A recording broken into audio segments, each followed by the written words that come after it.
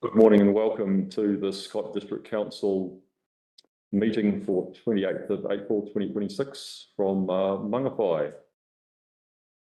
We have no apologies. We have Councillor Jepson joining us online. I want to confirm the agenda, and we have an amended.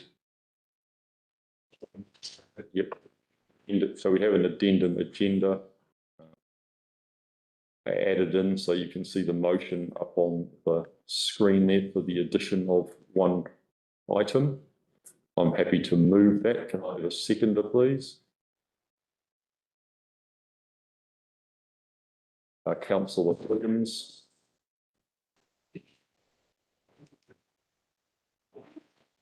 Any discussion? All those in favour say aye. Aye. Against? Motion carried. Okay, we're moving to the conflict of interest declaration. And does anyone have any conflicts of interest to declare? No? Okay. Well, we are now going to move into the public forum. And our first presenter is Craig Whitehead on the future development of the Mangawhai Sailing Club and its potential use of public land. Now, I believe you have a video to play first, and then you'll have 5 minutes to speak to the council, and then up to 5 minutes for questions about your presentation from elected members if needed. So we'll watch the video first, and then we'll head into your presentation. Thank you. I might have to start again with some sound. Does it sound, Craig? Yes. I couldn't turn it off before. Other people.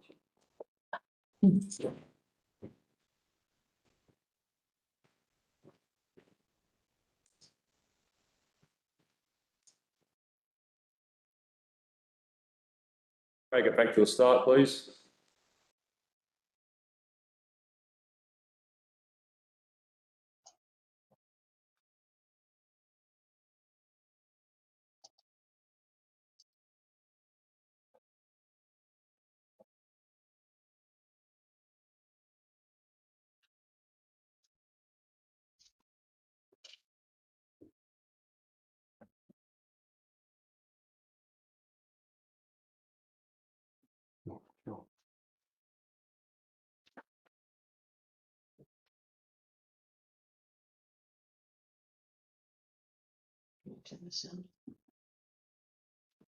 Correct. Hang on. I'm trying to get out of my thing so I can get you the sound.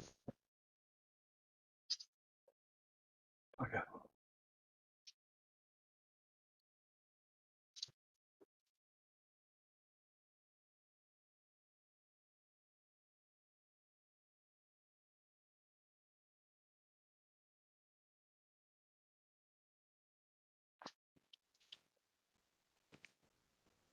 Welcome up, Craig, if you can come up the front here. Yep, up the front there, please. Can I get rid of this? Thank you for the opportunity to talk to you. My name is Craig. Adam is with me. We are representing Mangawhai Sailing Club, and we're very, very grateful for this opportunity to speak to you. Apologies for the American accent on the video, but they tell the story that we would have liked to have told better than we could do it. So apologies for using an external source. We're a newly incorporated society, and we're registered as a charity, and our aim is to be a permanent sporting home for the current and future sailors from Mangawhai and Eastern Kaipara. If people want to come from further, they'd be most welcome, but probably not sensible to be travelling all that way when there's a lovely bit of water over on the western side to sail in as well. We're financially independent. We're affiliated with Yachting New Zealand and run entirely by professional team of volunteers. Our primary reason for establishing the club was that there were a large number of kids coming out of the Rotary Learn to Sail programme and the Yachting New Zealand Runa programme run from the local schools who had nothing to progress into. So the idea was to set up an organisational structure and a facility that would allow them to progress as a lifelong recreational experience, taking advantage of our harbour. The Learn to Sail has produced or has toured various Tamariki for about 140 since 2021, and the Runa programme delivered by the Magpie Sailing Trust reaches about 200 kids every year through the local schools. Our intention is to be, could we go to the next slide, please?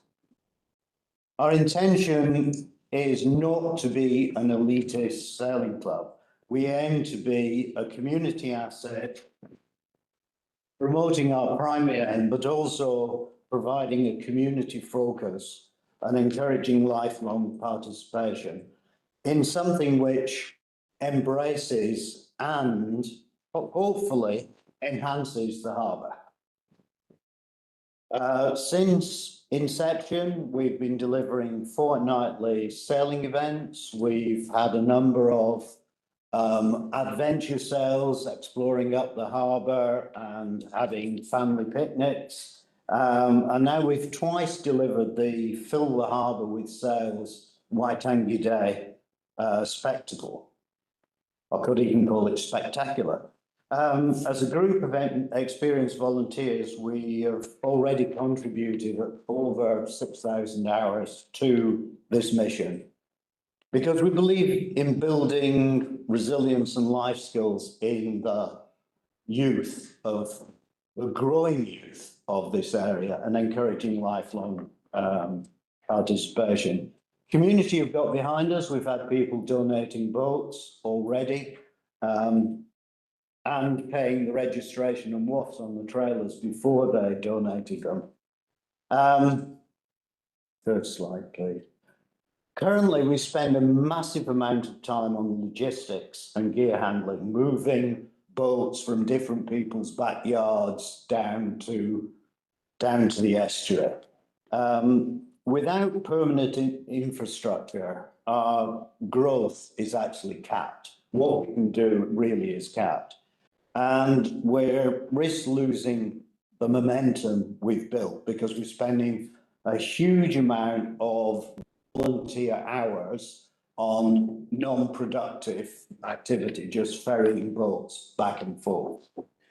Our medium to long-term vision is a sustainable maritime sailing hub at Sellers Reserve. Not a container, not a shed, but a place of community pride. The hub would dramatically reduce this volunteer workload, provide a home for sailing, a base for informal education, which is how a lot of people learn sailing. And we see this as a long-term asset for Magpie, similar to many, many successful facilities at towns all around New Zealand. We're here today asking for a partnership, not financial support, unless you insist. We need security of tenure, specifically a long-term lease for the estuary-edge land of license to occupy. Without that, we cannot unlock potential private investment or grants needed to establish a facility. We have the kids, we have the passion, we have the coaches. We would now like to encourage you to help us secure for the next 20 years for Magpie sailing future. So help us build the dream to fill the harbour with sails. Thank you. Thank you, Craig. Thanks for the wonderful work you're doing in the community. It's amazing. There's opportunity here for elected members to ask you any questions relating to your presentation, if there are any. Does anyone have any questions? Councillor Tani, thank you. Thank you, Your Worship. Just one question for me, and it's great to see the opportunity coming to life here in Manukau. Have you got some sort of idea what their facility will look like? We haven't got a specific idea, in terms of physicality or in terms of what its function. No, in terms of its physicality.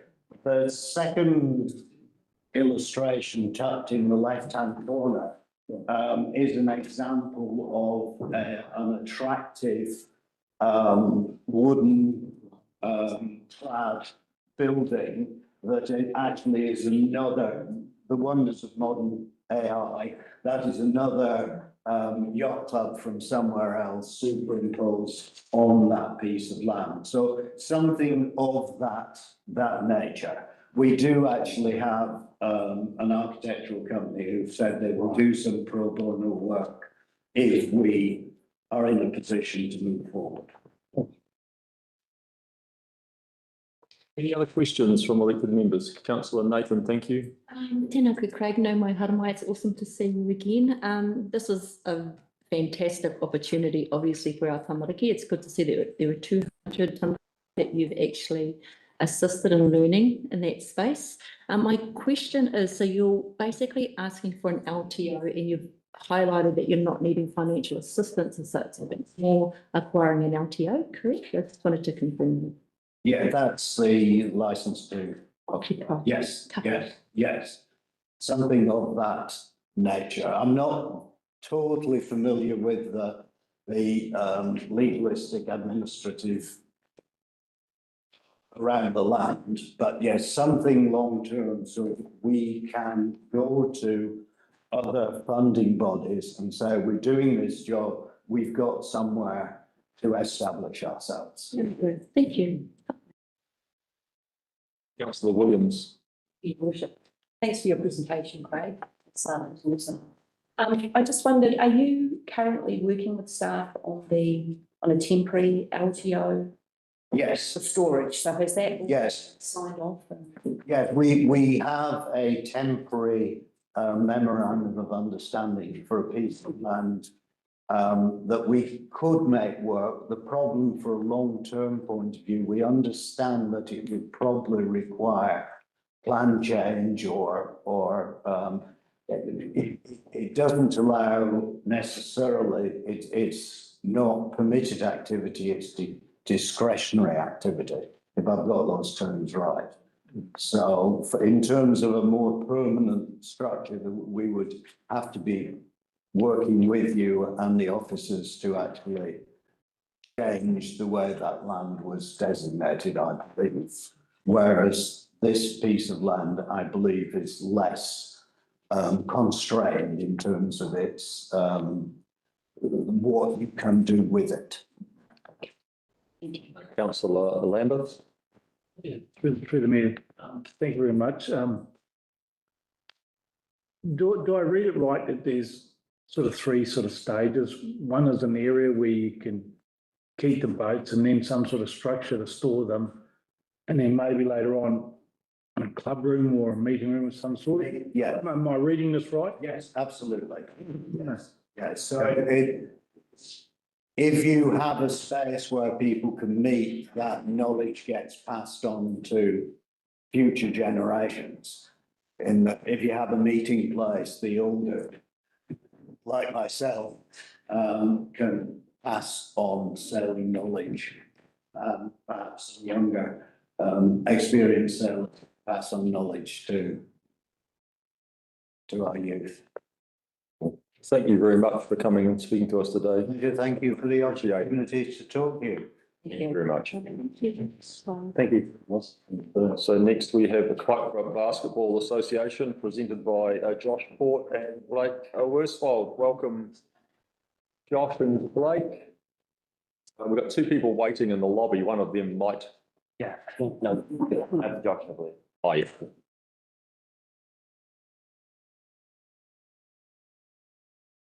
Welcome. I'm not sure whether you were in the room before when we started, but you've got 5 minutes to present, make your presentation, and then up to 5 minutes for any questions from elected members. Thank you. Tēnā koutou, tēnā koutou, tēnā koutou katoa. Firstly, I'd like to thank the Mayor and his fellow councillors for allowing me the opportunity to present here. My name is Blake. I'm the chairman of Kaipara Basketball, but specifically, we range from the Agabul, Kaihu, all the way through here to Mangawhai, and then we also service the surrounds, Bream Bay and Welsford. But some of those people that go to those schools and clubs come from the Kaipara. So I feel we're very much a Kaipara entity. I'm here today on behalf of the KSA, the Kaipara Sports Association, and Kaipara Basketball, and I guess the general sporting community. A document was sent last week. I'm not sure if anyone's had the opportunity to look at it. Basically, what we're looking to do is we want to build a 2-court stadium at Kaiwaka. This is twofold. It's to provide a sporting venue for multitude of sports in the community, from gymnastics, which are already established at Kaiwaka, basketball, of course, I'm biased towards basketball, badminton, indoor netball, dance, you name it, could be used for cultural events. There was a big, massive cultural tag tournament for Te Reo Hau, hosted by Te Reo for Ngāti Whātua last weekend at Kaiwaka. It's a great facility. It's been run by a very loyal group of volunteers for a long time, and it needs a bit of help and upgrade. Those volunteers have, quite frankly, worked their you-know-what's off for a long time, and the place needs an upgrade at the same time with our growing community and our growing sporting community and the people moving in from outside the district. There is an expectation to be able to deliver recreational sports for the community. So that's what I'm here to basically discuss, is the proposal for a 2-court stadium in Kaiwaka. We feel it's a great venue. It has the advantage of being very closely located to State Highway 1. It's in between Maungakoto and Mangawhai, so therefore both those areas can access that facility. We've also worked with and discussed with Kaipara council members already. I've already spoken to the Mayor, spoken to Jenny, Gail, Andrew, Hayley, and we feel they're very positive about what we're proposing. This would be a hub for the east of Kaipara. I am aware there's something happening at Sportsville, where, as a Kaipara basketball chairman, I'm very pro that happening too. However, that is a long distance from the east of Kaipara. We have a large number of people playing sport in our community, specifically basketball. We have over 400 people involved in an organised form of basketball. That's not excluding people that play it for fun or do pick-up.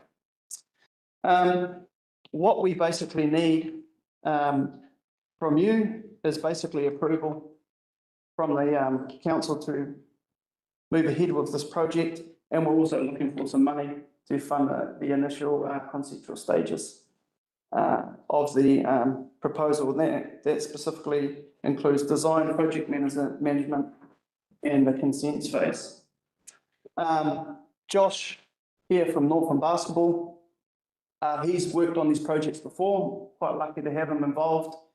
He is, I guess, in touch more with the technical aspect of things, and the actual guts is what required to make a thing like this happen.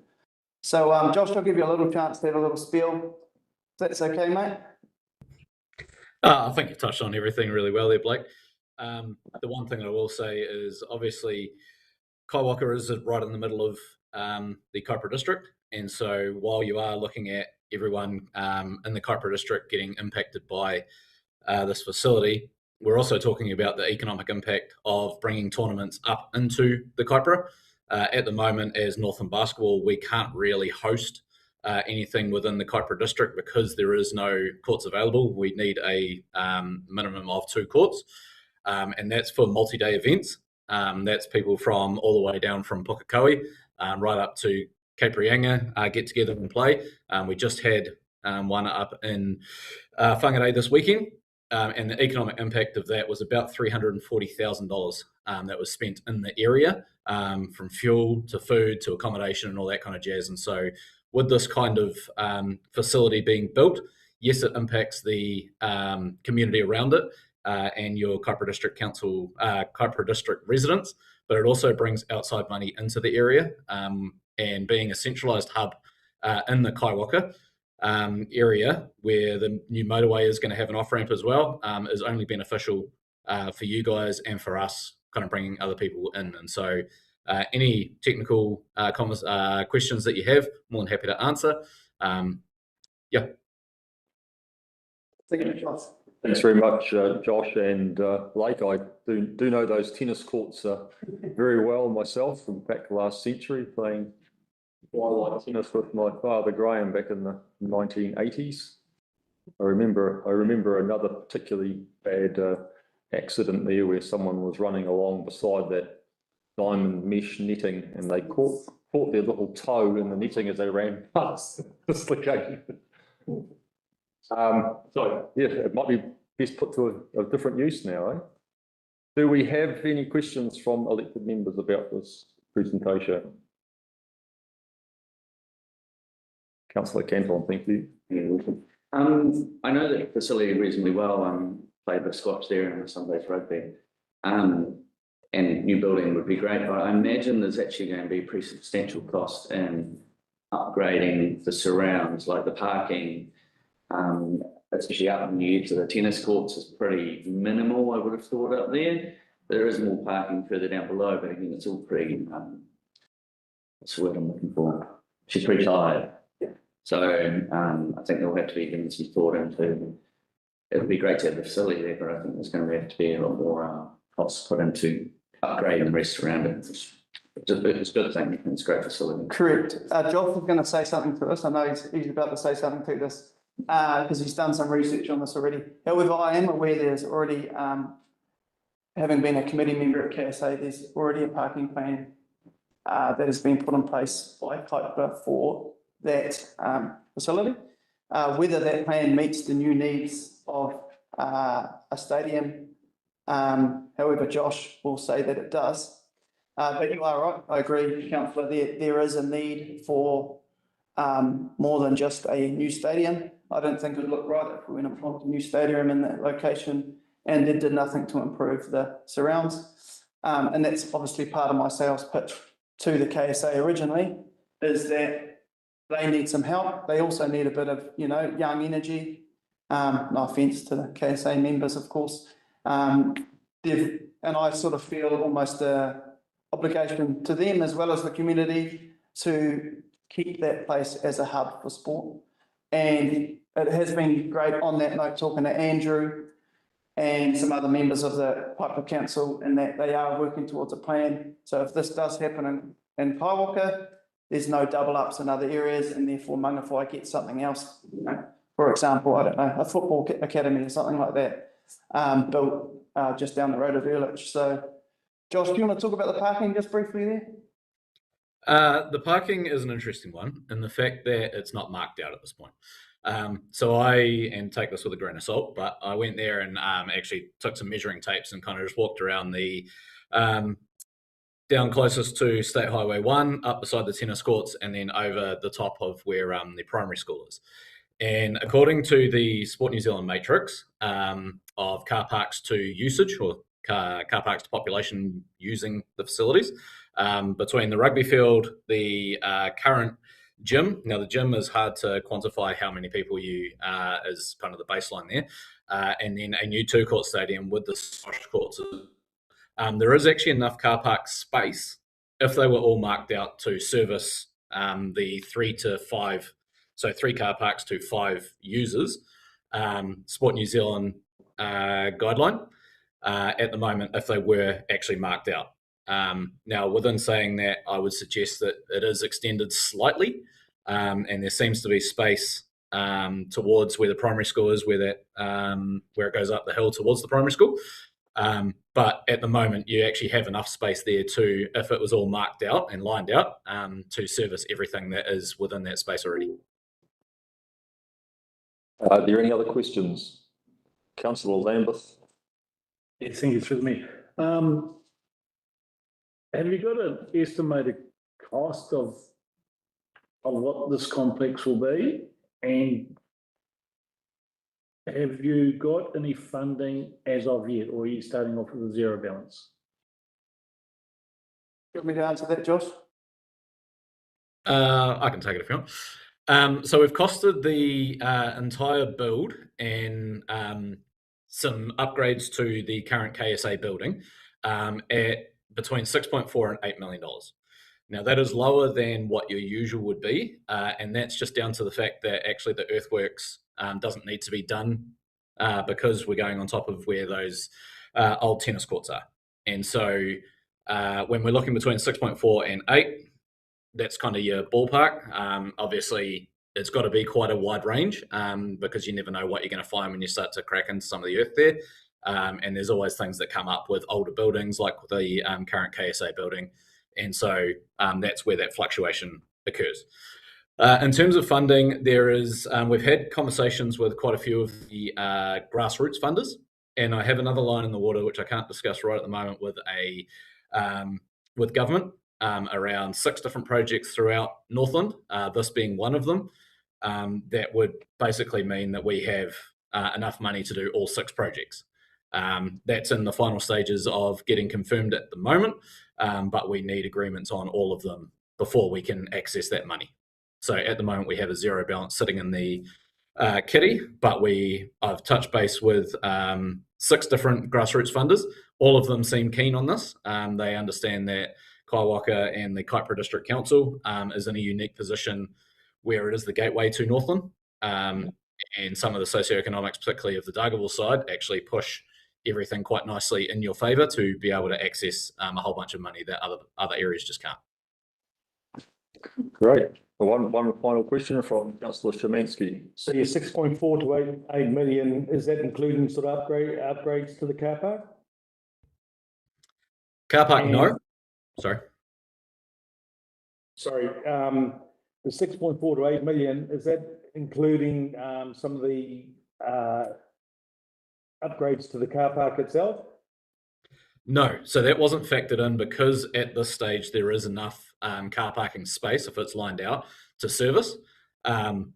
Ideally, we would have some space within that, and so we'd come in at the 6.4, but we've got the 8 million, and then we can kind of do a whole bunch of those peripheral upgrades where possible. Sorry, one more through the chair. So KSA is sort of quite happy just to completely abolish the tennis courts, or is that getting worked in with the stadium itself? So I guess if you look at the usage of the tennis courts right now, they're pretty low. However, with the new facility, you'd still maintain the 3 upper courts. And also, there's no reason why the new facility couldn't utilise indoor tennis courts. It's a surprising amount of size. So I measured that court out with Josh, and I was sceptical, to be honest, because I think you can't fit 2 courts properly into here. We measured it out; it's more than enough size. That has been discussed. Has been discussed with the KSA and with the head of tennis. I think it's Innes at the moment. Unfortunately for the KSA, tennis has sort of gone a bit of a downswing. However, we're lucky at Kaipara to have the Mangawhai Club as well. And we have a delegated authority agreement for the basketball does with the KSA to act on their behalf. So long story short, yes. Thank you. Thank you. Well, wonderful. Thanks very much for coming to talk to us. Thank you, Blake, and forward to seeing how this progresses. Yeah. Thank you to the Mayor and the councillors. Thank you very much. Cheers. Thank you. Okay, we have no petitions today. We have a confirmation of the open minutes of the 23rd and the 25th of March meetings. And I have a mover, please. Councillor Canton, and a seconder, councillor Tani, thank you very much. Any discussion? No discussion. Okay, I'll put this to the vote. All those in favour say aye. Aye. Against? Motion carried. We are now moving on to a notice of motion on a workplace needs assessment from councillor Canton. Thank you, councillor Canton. Worship. Right. So what you will need to do is you'll need to move this. Well, can I move my motion as presented and then? Yes, you can. Thank you. And we have a seconder there from councillor Lambeth. Thank you. Worship. Thank you, councillors. So I've just written a brief little blurb about my motion here. And to start with, I'd just like to point out this is not a proposal for council to run an education or operate a training organisation, or to take on any ongoing delivery role. The council's role for this is limited and appropriate. It's to support the introduction and evaluation of a potential education and training hub by funding a one-off workplace needs assessment. At the heart of this is a simple question. What skills will Kaikoura actually need over the next decade? And can the local education delivery help meet that demand? Right now, we don't have a reliable evidence-based answer to that question. Across Northland, Massey University and its regional partners are already doing the heavy lifting on workplace planning. The assessment ensures that Kaikoura is properly represented in that work and that Dargaville particularly is assessed on its merits as a potential regional hub, rather than decisions being made without local data. For a one-off investment of $14,000, this work will tell us whether there is a viable case to support a hub and what scale it should be. In short, this is about reducing risks, improving decision-making, and ensuring that Kaikoura is not left behind, but is front of the queue in any regional plan. I believe this is a prudent, proportionate step, and I commend the motion to council. Thank you, councillor Canton. Councillor Lambeth. No, I have very little to add to this, only that there is a willingness from the private and the general public over there in the Dargaville area to promote and stand behind it. It's initiated by them. When we have a look at North Tech and their withdrawal from Dargaville, this will fill the void very, very well. So I 100% support it. Thank you. Thank you, councillor Lambeth. Look, I attended the very recent public meeting about this initiative, and I just firstly want to acknowledge Mr. Ian Margan of Mangawhai, who's done an enormous amount of legwork with trying to put this proposal together, and councillor Canton, who has taken on the heavy lifting on how to actually help this proceed. And prior to that, the working group on economic development, including councillor Tani in a previous life, has continued on as a councillor to support this, but did a lot of work behind the scenes on helping to look at our economic development strategies as a council and a district. And also Sharon George was really involved in that group, and others as well, who continued this enthusiasm for promoting education. It's not just about education, it's about integrating the education needs of the district with our economic development needs and desires. So this is actually this is an education related proposal, but it's actually intricately linked to the success of our district and the success of our young people being able to get the right skills to actually be able to make a life and stay in the Kaikoura. And, you know, having this focused on Dargaville with that enormous area of horticultural potential, 1,000 hectares being protected through the Dargaville to Te Kaupuru stock bank upgrades with an irrigation line running through it, irrigatable, highly fertile land. These sorts of things give Dargaville potential to be a new Kerikeri. It's huge, and that's just one component as well. So this study would allow us to understand what needs to be provided there for the prosperity of Dargaville and the greater Kaipara area. We have, of course, Professor Doug Sutton, who's freely giving of his time and an enormous amount of knowledge in exactly how to execute something like this. I don't know where we would find another one, quite frankly. And when I heard him speak the other night in Dargaville, he certainly highly impressed me with his know-how and his in-depth research into this specialist area. So yeah, I fully support Councillor Canton's motion, and thank you everyone who's been involved with this so far. Would any other elected members like to speak? Councillor Nathan and then Councillor Tane.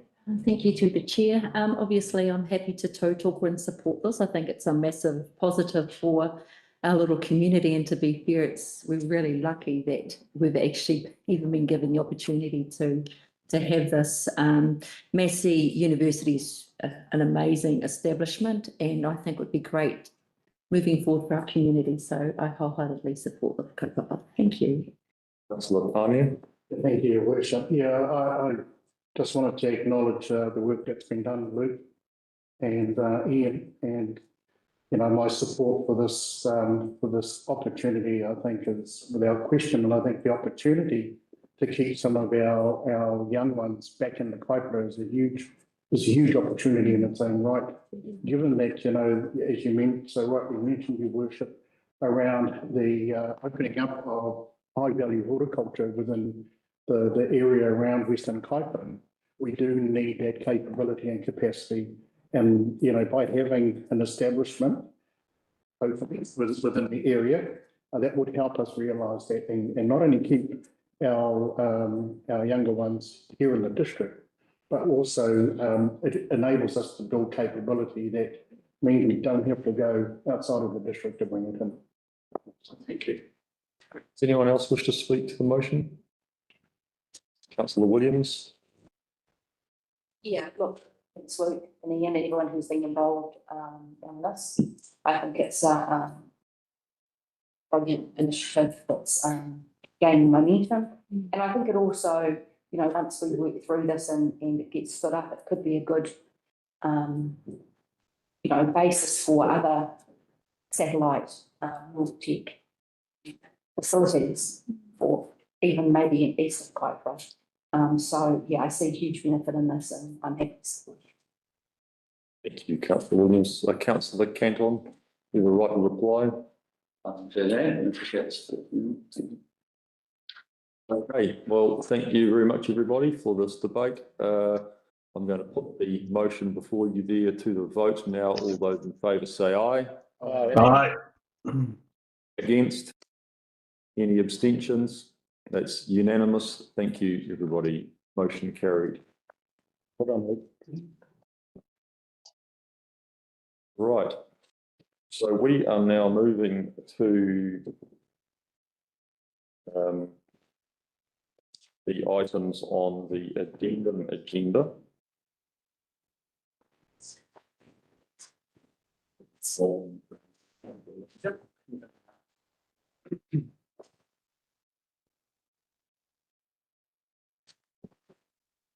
we, because we have a late item here, we need a resolution to allow us to discuss that, and under the GOIMA, we need to set out the reasons for that. And in regards to this item, we need to make a decision in order to meet the requisite commitment points for Northland Water's Done Well through this meeting.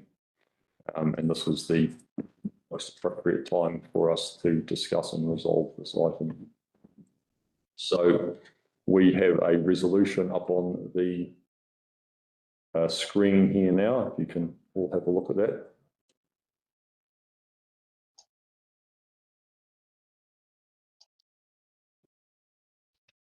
Okay, so I'm happy to move that. Can I have a seconder, please? Councillor Cantwell, thank you. Is there any discussion? No discussion. In that case, I will put this to the vote. All those in favour, say aye. Aye. Against, motion carried.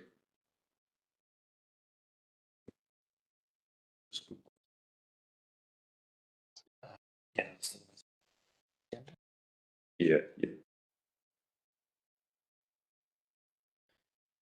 All right, so we are now moving on to the item on the addendum agenda, which is Northland Water Dunwell, the April 2026 decision, and speaking to this report is Sue Davidson. Welcome, Sue. Thank you, Worship and councillors.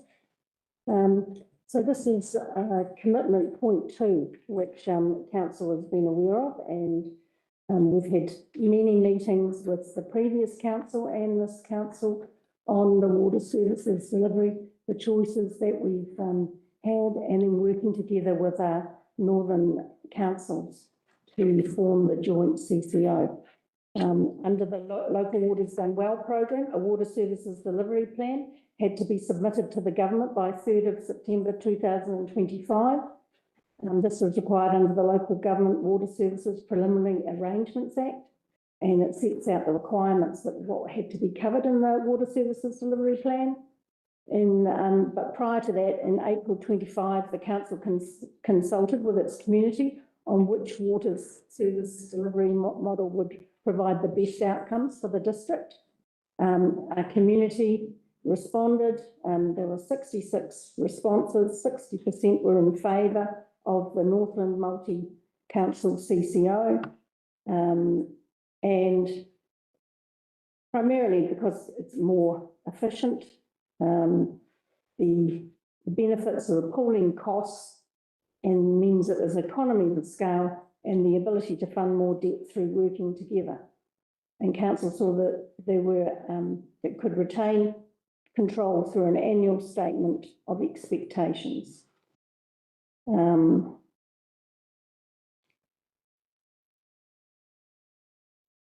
So there's been two-stage commitment points. The first confirming the regional delivery model, and the second one focusing on the readiness to move into establishment. So the council confirmed its commitment at the March meeting, and now both KDC and WDC propose to proceed with the approval of the foundation documents, which we discussed, the constitution, the shareholders agreement, and we've now got the full transition agreement. So that's there. The only change to the, just to note on the resolution, is that there should be 2 alternates appointed, one for each shareholder representative group member, rather than the one.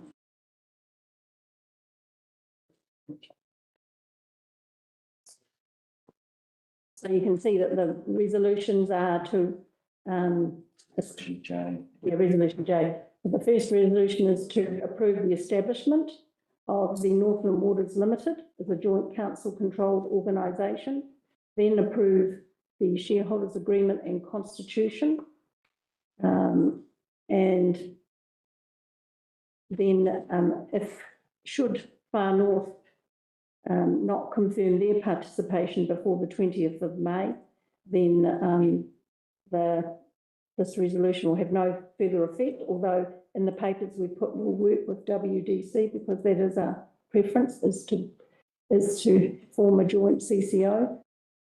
And then it also endorses the first board of Northland Waters being Murray Bain, Marlon Bridge, Steve Cooper, David Rankin and Michael Sage. And some of those members have come to introduce themselves to our council. It talks about approving the transition agreement, which is in the documentation you've received. And notes that the establishment plan and further budgets will actually be developed and will be reported to council and approved through this shareholder representative group in due course.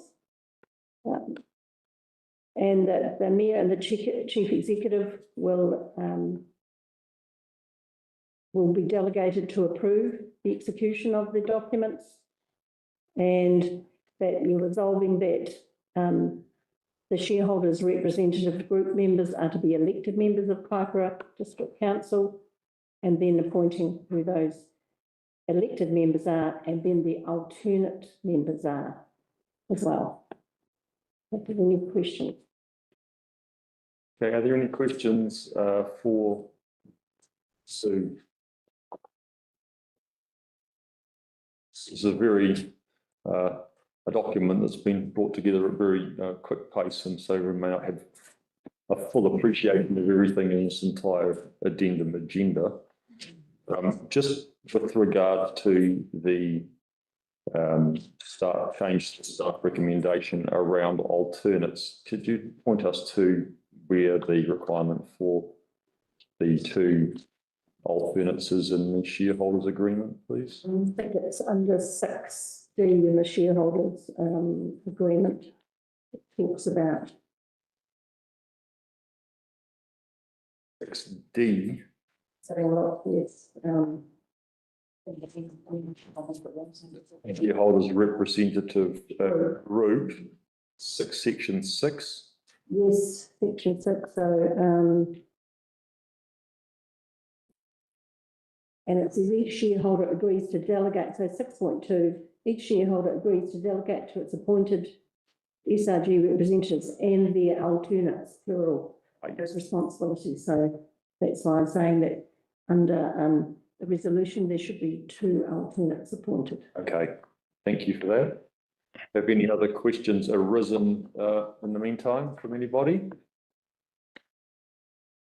No, you've got off very lightly today. So if you make the agenda big enough, you get less and less questions. Thank you. So thank you, Sue. We have a staff recommendation, and I would like to move that recommendation, and at clause J of the recommendation, I want the ability of nominating myself, Mia Larson, as the elected member 1 and Councillor Canton as elected member 2. And I would like to change the last sentence so it says as alternates rather than as an alternate, and include the names of Councillor Lambeth and Councillor Tane as the 2 alternates.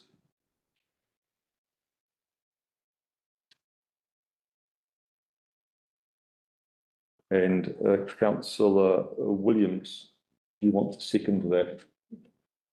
Seconder is Councillor Williams. Thank you.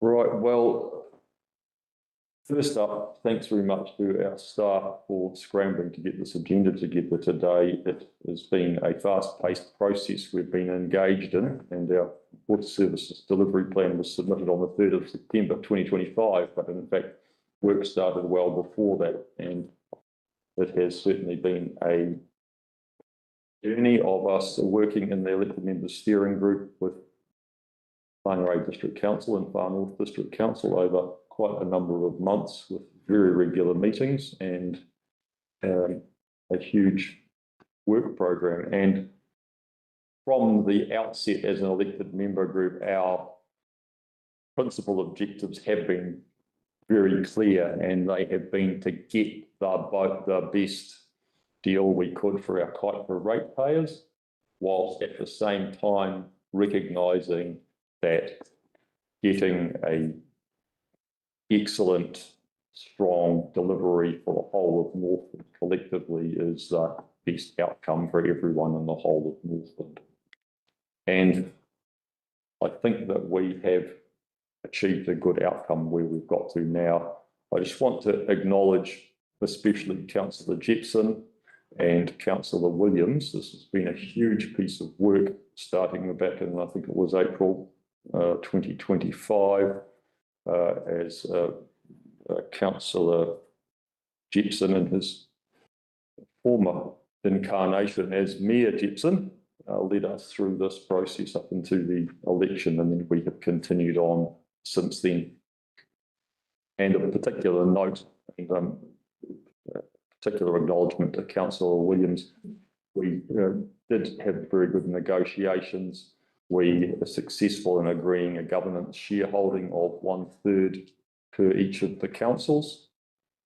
And we also have agreement to consider harmonisation of charging within the first 3 years. Now, when we started out on this journey, I think the whole process has kind of evolved since then. We had the key advice that you will see in our reporting that we needed to go into a cooperative arrangement and that we may have benefits such as harmonisation and debt pooling. Now, that hasn't eventuated at this point. We obviously have that agreement to look at harmonisation, our debt and assets, etc., are ring-fenced initially. The advice that we have is that as the company evolves and finds efficiencies in delivery, the sort of parochialism is likely to be walked back, and we end up being one big entity for Northland. So look forward to being part of that process. I think we need really strong governance input from our council, and having Councillor Canton on the shareholders representative group, I think will be very valuable with his strong accounting skills. And also I think it's important to have people, and I think all other than myself all have connections of some sort into these systems. So we'll certainly give our elected members some skin in the game. I would like to thank the people that have helped us along this journey, and our external advisor, David Hawkins, is online there. Hi David. Come on. He has an enormous amount of experience, having come from the amalgamation of Auckland and the standing up of Watercare and being heavily involved in that. So his advice has been invaluable.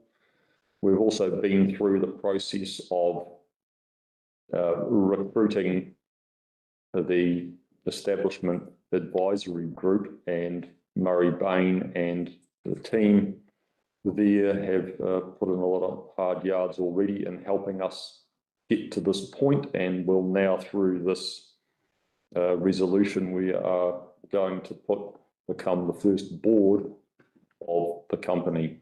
And I think we're in very safe hands there. There's enormous experience on that board, and I thank them all for their guidance as well. And we also have here in the room with us today Scott and Vanessa, who have been on this journey with us, and I want to thank you as well for your support and guidance through this process, which has been fantastic. And actually, going back to when we first started, when we had Mayor Vince Coccarello, who chaired our steering group, he did a great job of that. And then after the election, I would have to thank very much Mayor Ken Cooper, who has done an excellent job of chairing since the election, the elected member steering group, which is not an easy job, and he has really stayed on top of all of these issues and in a very complicated space. So thank you, Ken.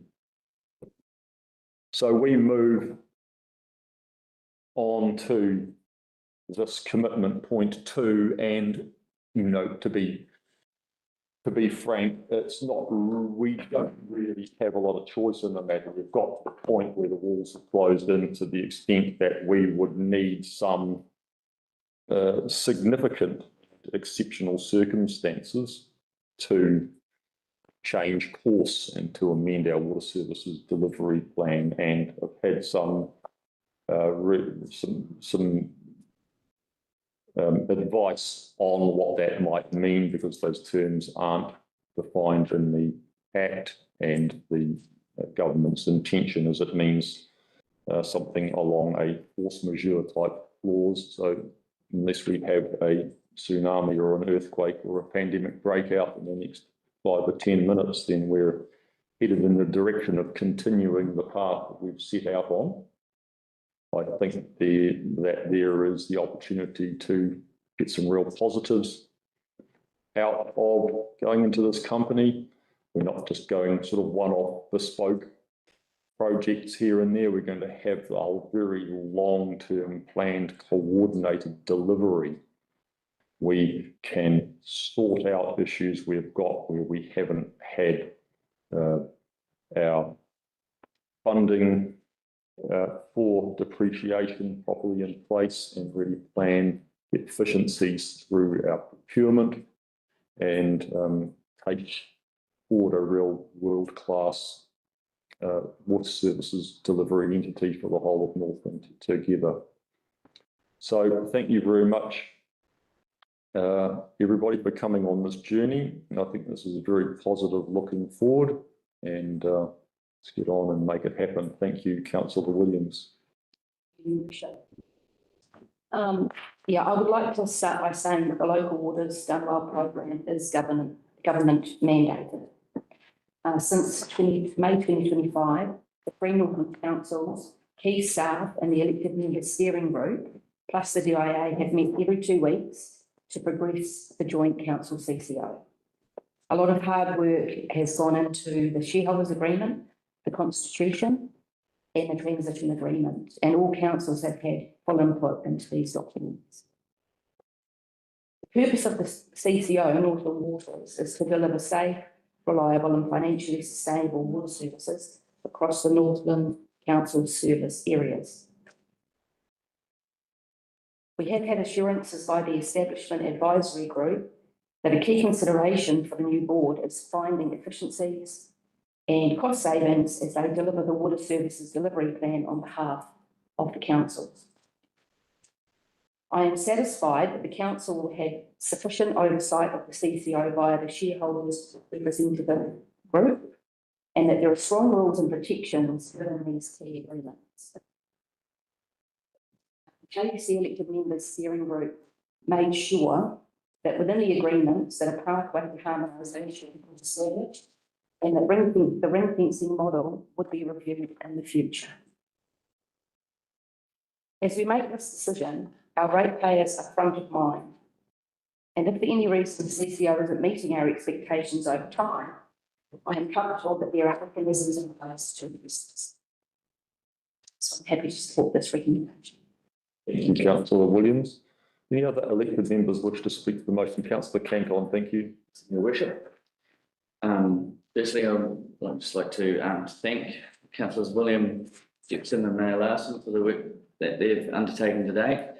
Meeting every 2 weeks is a massive commitment in time and energy. And it's a big piece of work as a new councillor, and I'm sure the others agree, this has probably been one of the biggest bits of council to get our head around and really understanding what we're signing ourselves up for.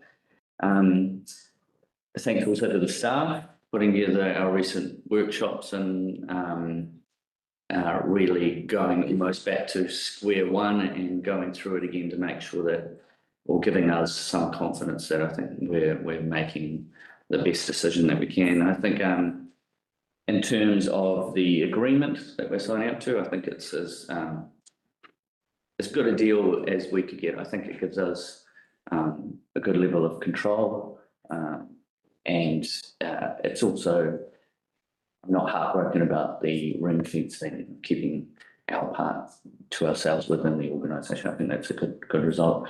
And now the job, or our job, is to make sure that the CCO delivers for our ratepayers and that the promised efficiencies come to pass. Any other listed members wish to speak? Okay, no, in that case, well, thank you for all the hard work again once everybody. I'm going to put this to the vote. All those in favour say aye. Aye. Against?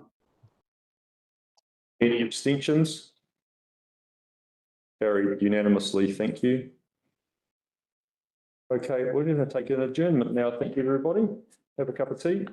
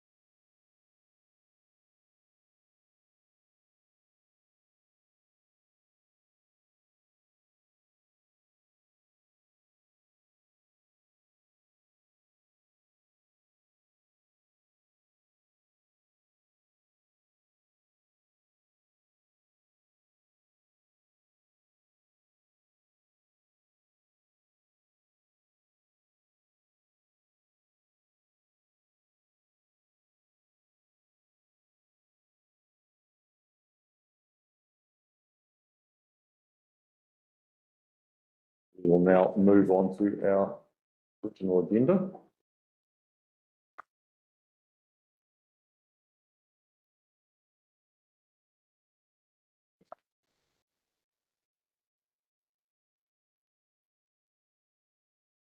And the first item we have is the approval to amend financial delegations. Speaking to this report is Jessie Ellison. Welcome, Jessie. Thank you, Your Worship. Good morning, councillors. So council has a financial delegation policy in place which allows staff to authorise council expenditure. Today, we're seeking approval for a small number of updates to those delegations, primarily to better support civil defence response. So recently, through events like the Mangawhai tornado and Cyclone Vaianu, civil defence staff have needed to stand up response activities even without a formally declared state of emergency. So in those situations, civil defence teams are still procuring contractors for cleanup, arranging accommodation, supporting affected communities, but the current delegations are technically not activated. So what we're proposing is just to remove that declared emergency condition from the CDEM roles so that staff can respond immediately when required. And we're also proposing a $20,000 delegation for the CDEM logistics manager, just to align their authority with their operational responsibilities. And finally, while we're here, there's just a small number of administrative updates to cater for some role title changes. And there's no change to delegation levels for those ones. So happy to take questions. Okay, thank you, Jessie. Are there any questions? Yeah, Councillor Tani. thank you, Your Worship. Given that you're looking at removing the declaration of an emergency, that you can give better delegated authority around spend. What sort of safeguards will be in place in the event that similar to the weather we've had recently, where we expected bad weather but it never eventuated? Yeah, so the CDEM staff are all trained on what they can and cannot authorise and when they would be entitled to organise costs. So they just simply wouldn't authorise anything. So there's all the same checks and balances in place and internal controls over the expenditure. They still need authority before they spend any money, and it's all recorded and reportable on. So yeah. It's just a practical removal of a barrier, basically. Are there any other questions? No, okay, thanks, Jessie. You can stand down. We have a recommendation there on the agenda. Can I have a mover, please? Councillor Lambert, thank you. And a seconder? Councillor Szymanski, thank you. All right, Councillor Lambert. Oh, I think for all the members here and online, of course, Jessie's explained it quite clearly, the purpose of this. As the civil defence sector has got more and more professional, legislative hold-ups like this are a hindrance rather than a help. That's it. That's all I need to say about that. Councillor Szymanski. Yeah, agree with Councillor Lambert to take away that regulatory tape, as to say, to actually get stuff done quickly and efficiently, and to immediately sort of install contractors and be able to actually move stuff in times of civil defence. Yeah, I think it's a great idea. Thank you, Councillor Szymanski. Does anyone else wish to speak? Back to you, Councillor Lambert. No, I think we've covered everything. So yeah, that's it. I'll put this to the vote. All those in favour say aye. Against? Motion carried. We're moving to item 7.2, Mangawhai Central Development Steering Group representation. Welcome to Hayley Worthington. Good morning, Bishop and elected members. So I'll take the report as read.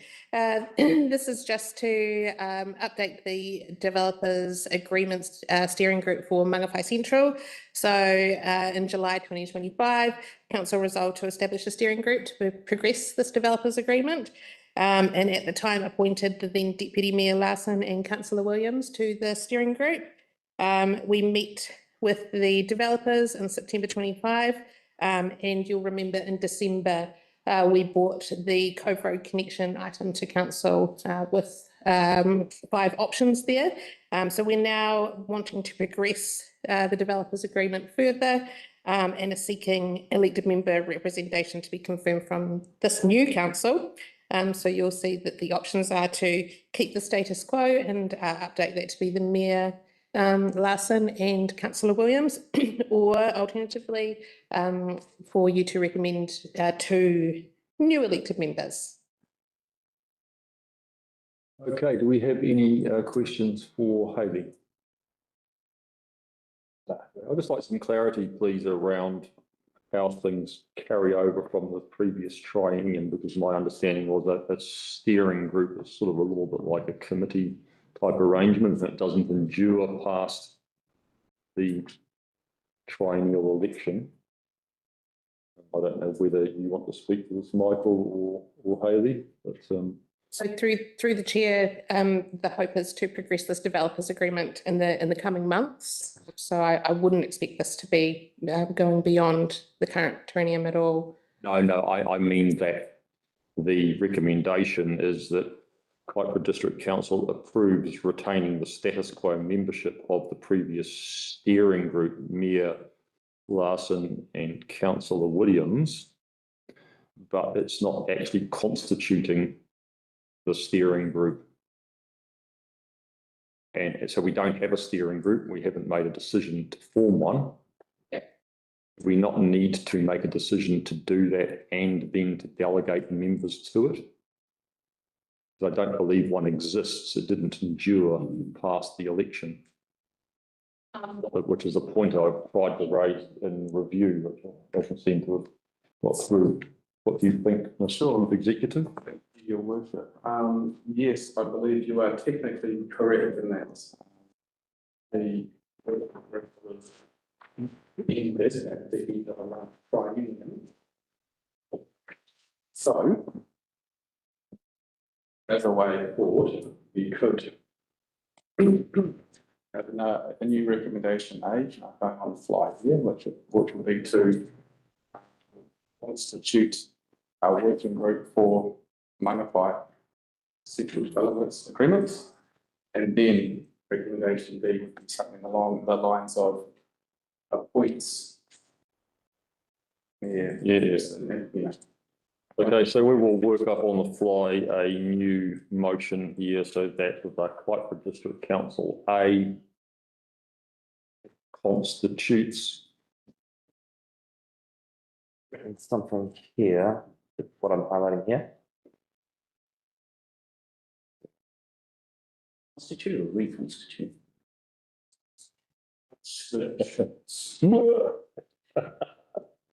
If we're retaining, then it will be reconstituted, wouldn't it? Constitutes or something but becomes.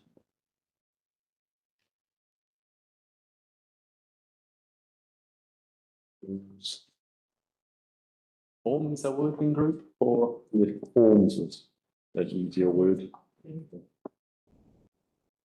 Forms a working group for, is it the development agreement? that's correct.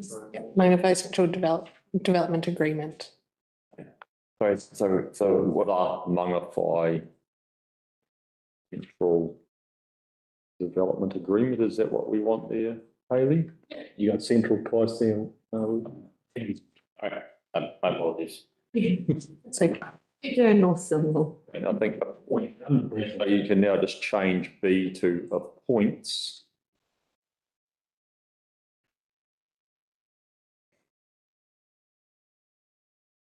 Mayor Larson and Councillor Williams.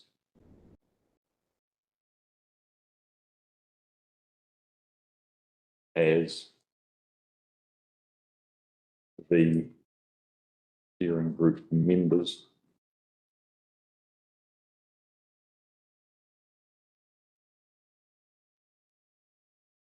So do we, just want to get rid of this one?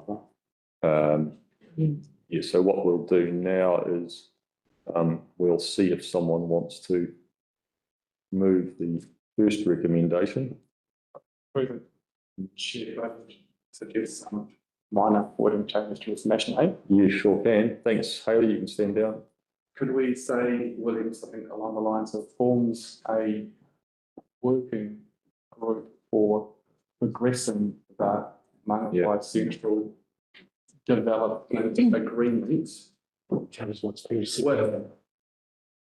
Mangawhai Central's developers, Alvarian/Ames Funds 12 Limited. So you know, Just give them dictation speed with Mangawhai Central's developers, Central, developers, Alvarian, ALVARIUM, wait, start again, please. ALVARIUM.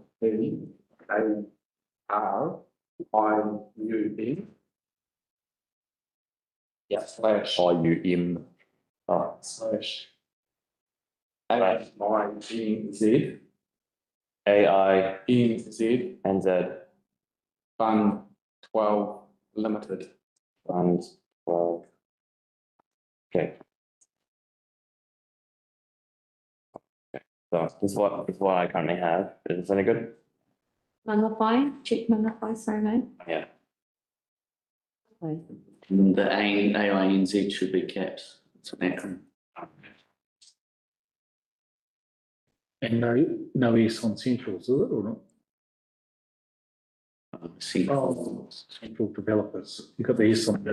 Yep.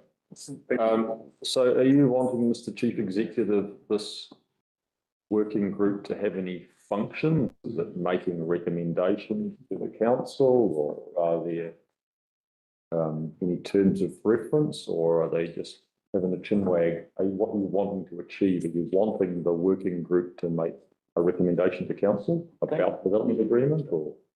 Yes, the working group would have the same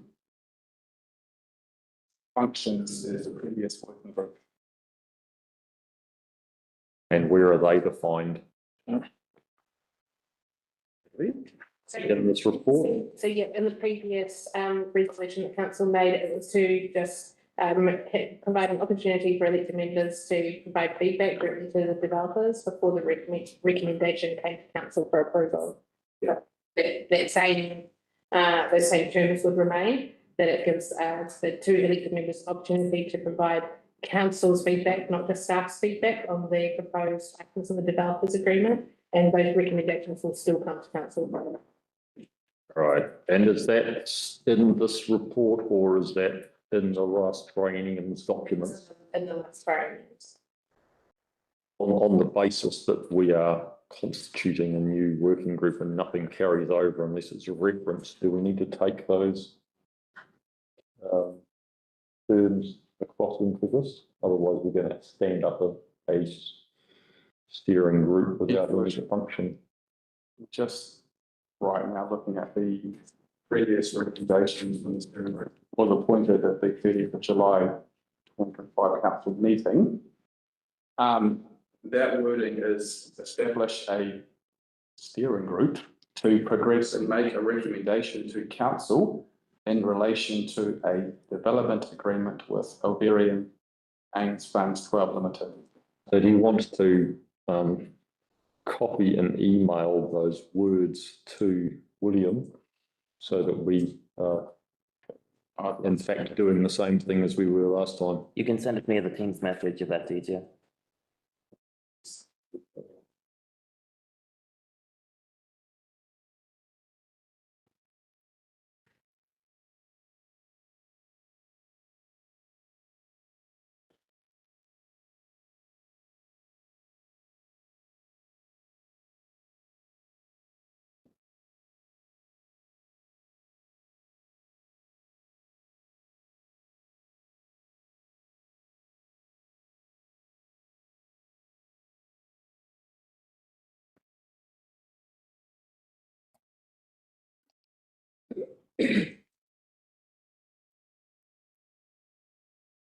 Are you sending out the team message or? In your email inbox now. Okay.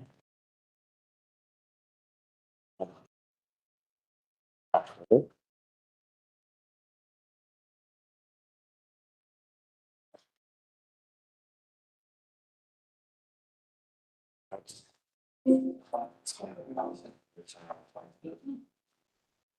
Free chemistry, right?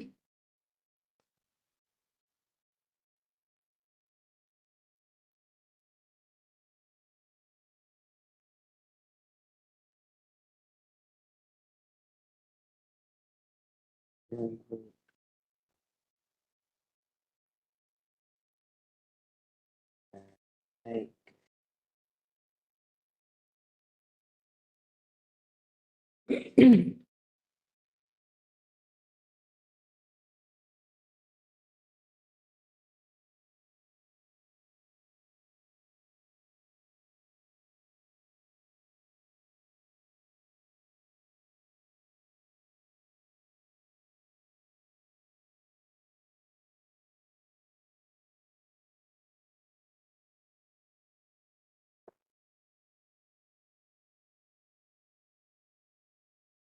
Okay, I think we'll just take an adjournment whilst we get this straightened out. Thank you.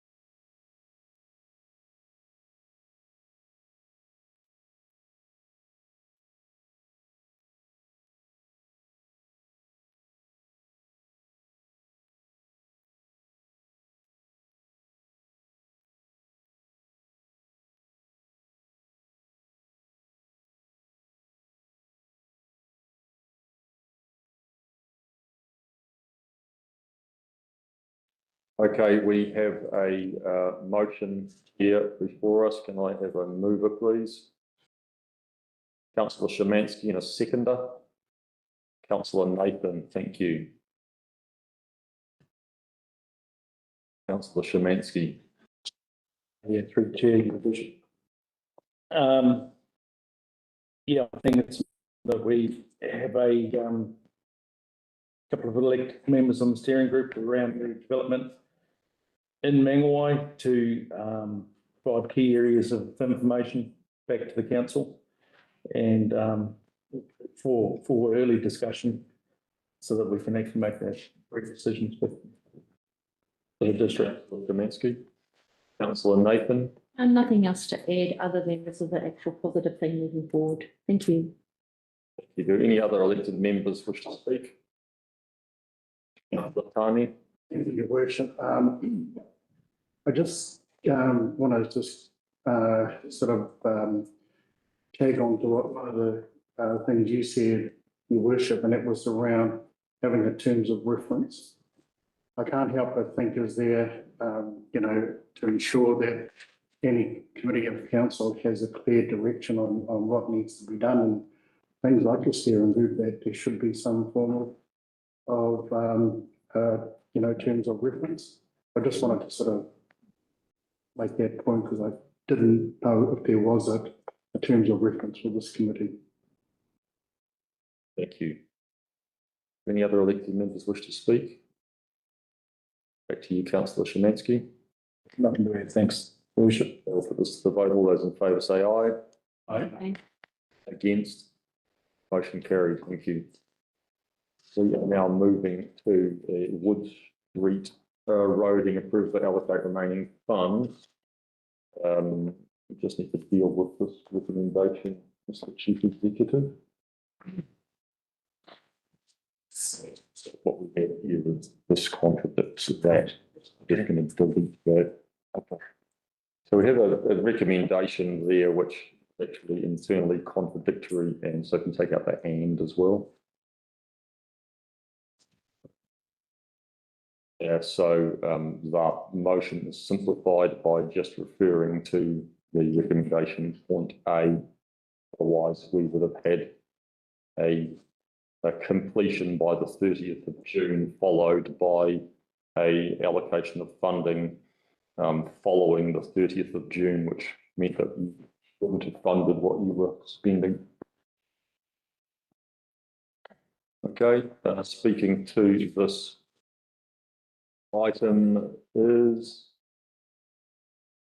Mr. Nick Penners. Welcome, Nick.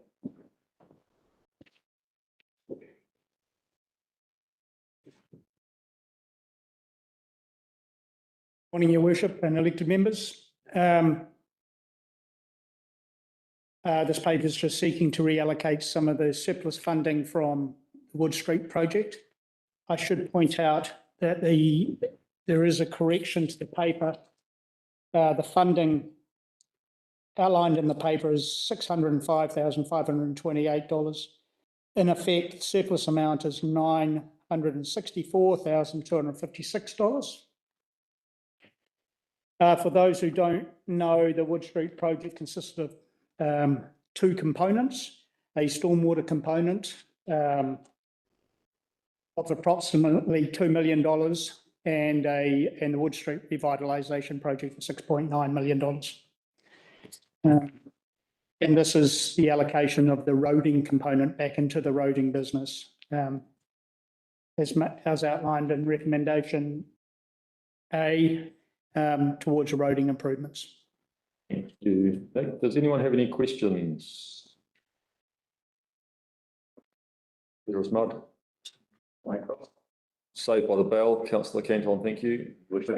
So it's not 605,900 and something. That's correct. So just shy of $1 million. Just about this. What's the actual figure? Sorry again, please. The actual figure is $964,256.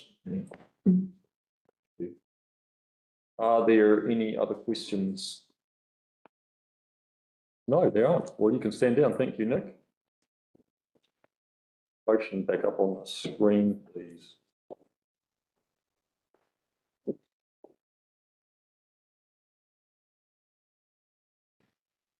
We have a recommendation there up on the screen.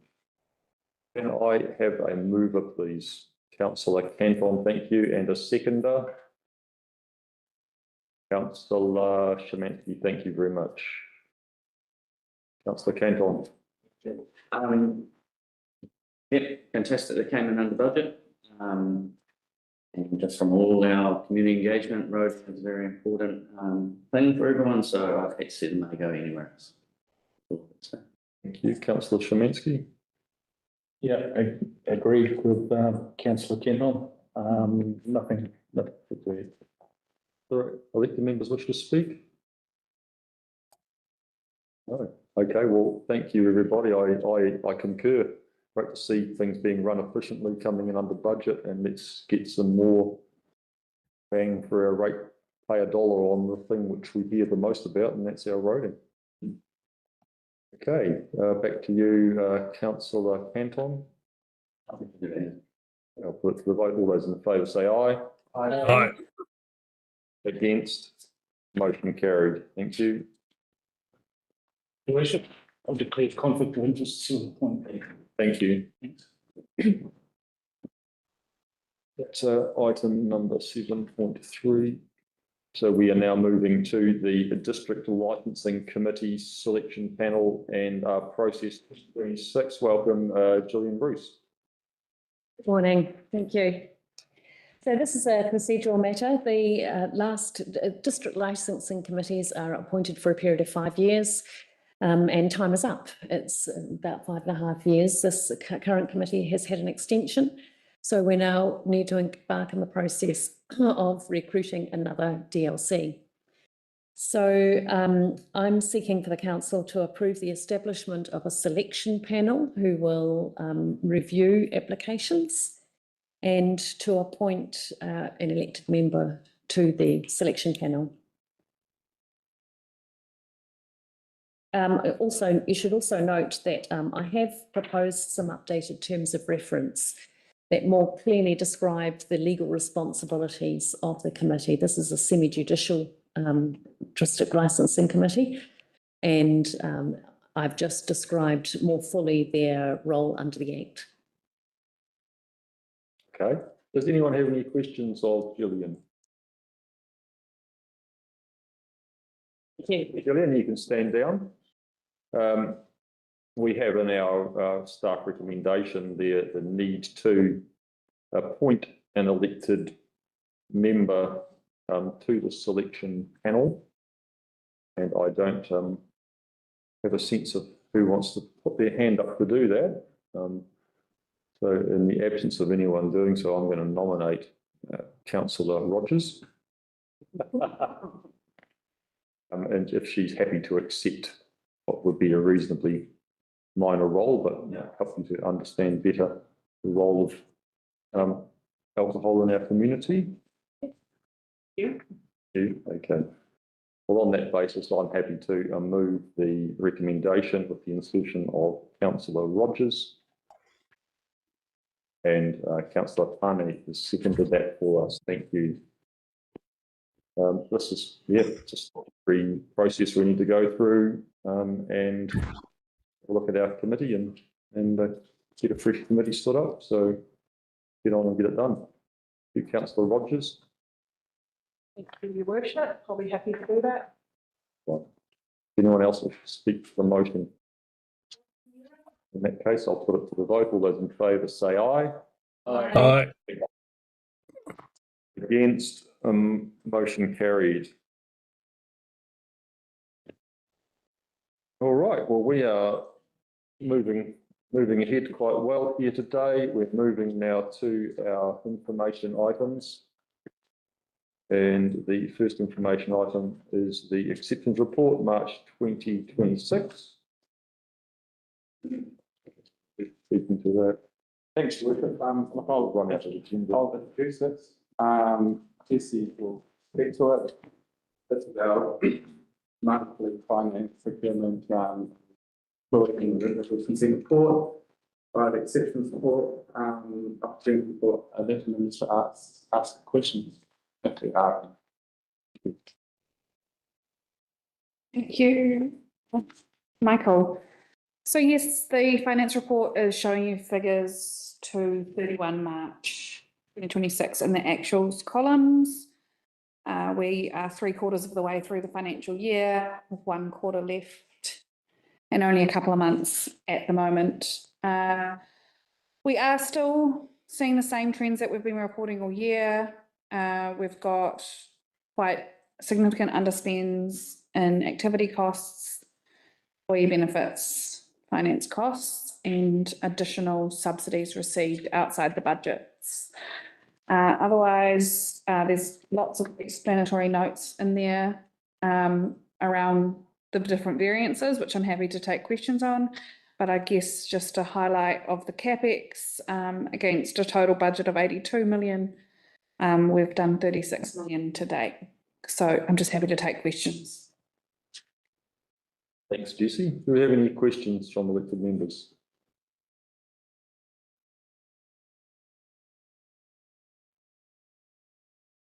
No. There you go. Thank you. You can stand down. Jesse, okay, we have a recommendation there that we note the exceptions report, March 2026. Can I have a mover, please? Thank you, councillor Rogers. And the seconder. Councillor Williams, thank you. Councillor Rogers, thank you. Your Worship. The report looks good and thank you for the effort of doing that split out between the wards. It's good to have that information to look over. I think it's a good and comprehensive report. I'm happy to move. So thank you. Thank you, councillor Williams. Thank you. Any other elected members wish to speak? Okay, I'll put this to the vote. All those in favour say aye. Aye. Against? The motion carried. So we are moving now to the resolutions register update. And speaking to that is once again Chief Executive Michael Day. Thank you, Michael.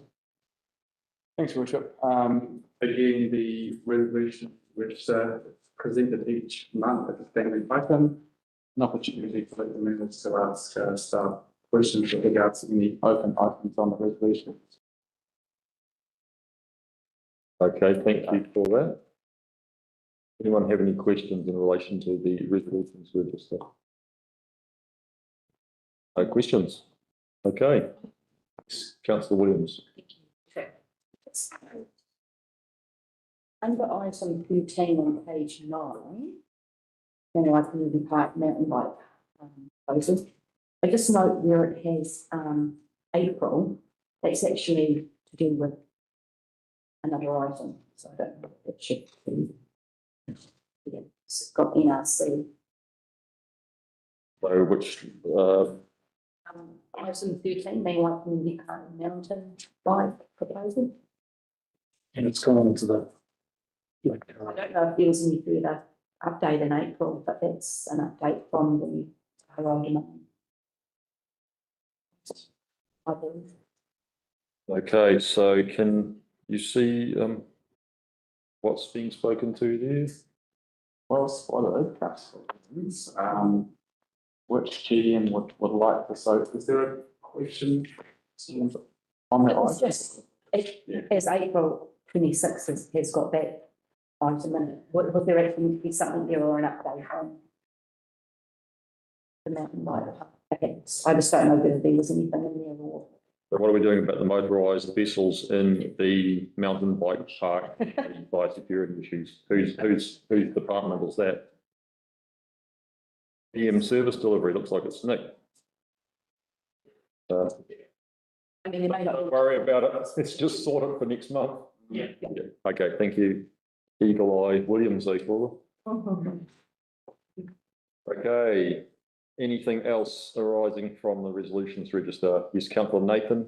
Thank you, through the chair. I just wanted to just check in relation to the Dunhill Town Hall.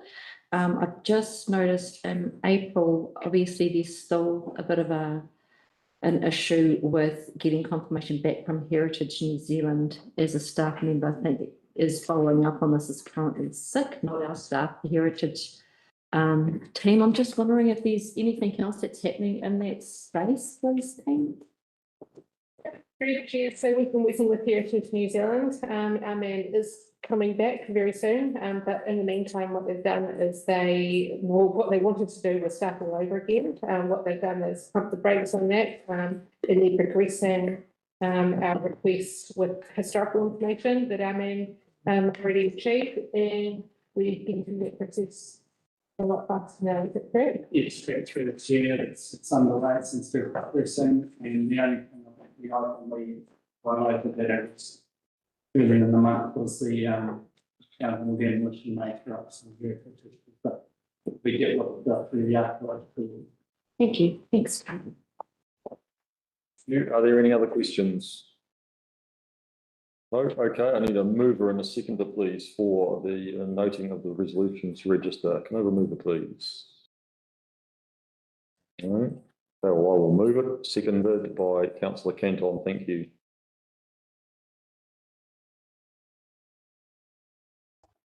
To speak to this, do you want to speak to this, councillor Canton? Anyone else wish to speak? We will put this to the vote. All those in favour say aye. Aye. Against? Motion carried. Thank you. Well, that brings us to the end of our information items. And we now have a recommendation somewhere to move into public excluded. And I have a mover, please. Councillor Canton, thank you, and a seconder. Councillor Nathan. Is there any discussion? Okay, I'll put this to the vote. All those in favour say aye. Aye. Against? Motion carried.